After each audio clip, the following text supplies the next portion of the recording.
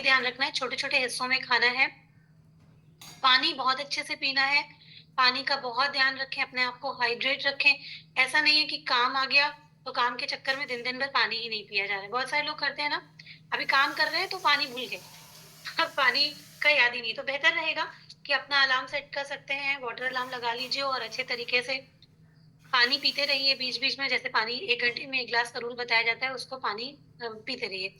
Fibre का बहुत ख़्याल रखिए ताकि आपका पेट सही रहे, कॉन्स्टिपेशन नहीं हो, आपको किसी भी तरीके का आपका पेट खराब नहीं हो, किसी को लूज़ मोशन नहीं हो। तो जो फाइबर है, फाइबर को ऐड कीजिए, जैसे कि फल और सब्जियाँ, इनको मत भूलिएगा। जो कुछ भी बनाते हैं, नाश्ता भी अगर आप बना रहे हैं, तो उनमें इनको अच्छे तरीके से ऐड कीजिएगा। जैसे यहाँ पर आप लोगों ने सीखा है वेजिटेबल्स को ऐड करना, उसको आपको हर खाने में, हर नाश्ते में आपको ज़्यादा से ज़्यादा फाइबर मतलब कि सब्जियाँ आपको यूज़ करनी है। बहुत ज़्यादा खाने से बचना है। एक्सरसाइज़ ज़रूर करिए, जितने भी बिज़ी हों, सुबह यहाँ पर आइए, टाइम निकालिए, एक्सरसाइज़ करिए। नहीं तो वॉक कर सकते हैं या अपने आप कुछ भी कर सकते हैं। आप लोग वो चीज़ को मिस मत कीजिएगा। मान लीजिए छुट्टी भी होएगी, 3 दिन की मान लीजिए छुट्टी है, दिवाली, परेवा और भाई दूज, ये 3 दिन की छुट्टी हो रही है, तो आपको उसमें ख़्याल रखना है कि आप अपने आप थोड़ी-सी जो एक्टिविटी है, वो करते रहिए। जो कुछ भी आपने यहाँ पर सीखा है, कुछ नहीं कर सकते तो आप वॉक कर सकते हैं, तो आप लोग वॉक कर लीजिए, ठीक है?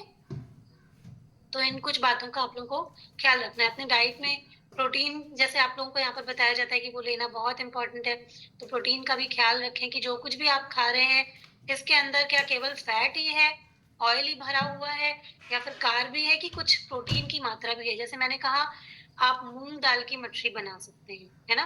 तो उसमें क्या करना होता है, मूँग को भिगो करके आपको उसका पेस्ट बनाना है, ठीक है? आपने मूँग दाल भिगोई, आपने येलो मूँग दाल भिगो दीजिए, उसका पेस्ट बना लीजिए।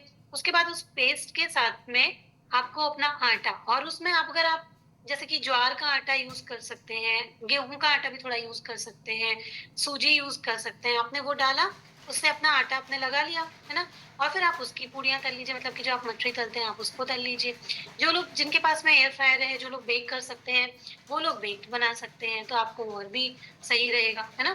थोड़ा-सा ही खाना है, तो इसलिए कोई ऐसा नहीं है कि आप फ्राइड भी थोड़ा बहुत खा सकते हैं, लेकिन बस मात्र पोर्शन, उसका ध्यान रखना है कि एक बार में अगर आपने, जैसे आपको पापड़ी चाट बनानी है, तो आपने एक बार में 2-3 पापड़ी अपने लिए सेट कर लीजिए। उसके ऊपर आप थोड़े से बॉइल्ड पोटैटो, या जो बॉइल्ड वो जो व्हाइट वाले मटर होते हैं, आप उनसे भी बना सकते हैं, है ना? उसके ऊपर अपने घर की बनी हुई खजूर और इमली की चटनी यूज़ कर सकते हैं। घर की बनी हुई आप जो अपनी जो हरी चटनी होती है, उसको यूज़ कर सकते हैं। घर के बनाए हुए ये जो अपना ये जीरा, धनिया और इन सब चीज़ों को यूज़ करके हम लोग चाट मसाला घर पर एक बनाते हैं, है ना? वो आप यूज़ कर सकते हैं। तो ये सब तैयारियाँ पहले से ही करके रख लीजिएगा। जैसे खट्टी-मीठी चटनी हो गई, है ना? आपके जो मसाले हो गए, जैसे मैंने चाट मसाला बताया घर का, ये सब पहले से आप लोग रेडी करके रख सकते हैं। तो ये आप गेस्ट को भी खिला सकते हैं और खुद खाने के लिए भी यूज़ कर सकते हैं, ठीक है? तो इन चीज़ों का आपको पहले से थोड़ा-सा रेडी करके और तैयारी करके रखेंगे, तो हम स्वाद और सेहत दोनों में संतुलन हम लोग बना पाएँगे। और चीनी की जगह में गुड़ का इस्तेमाल कर सकते हैं, और मिठाइयाँ जो बनाते हैं, उसमें आप ड्राई फ्रूट्स और सीड्स का इस्तेमाल कर सकते हैं, है ना? बहुत हेल्दी मिठाई रहेगी, जो खजूर वाली मिठाई बनती है। उसमें आप क्या कर सकते हैं, ओट्स ले लीजिए, ओट्स को रोस्ट कर लीजिए, ठीक है?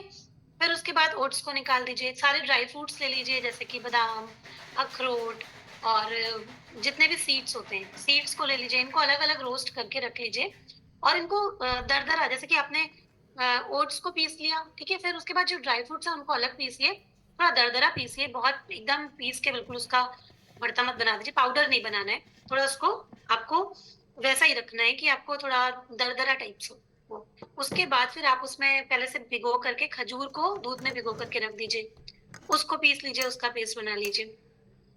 उसके बाद आप चाहें तो आप उसको ऐसे भी मिक्स करके उसके लड्डू बना सकते हैं, और अगर आप चाहते हैं तो आप उसको पका करके भी उसका जो है लड्डू या बर्फी, जिस भी शेप में आप बनाना चाहें उसको बना सकते हैं। उसके अंदर आप नारियल भी डाल सकते हैं, ठीक है?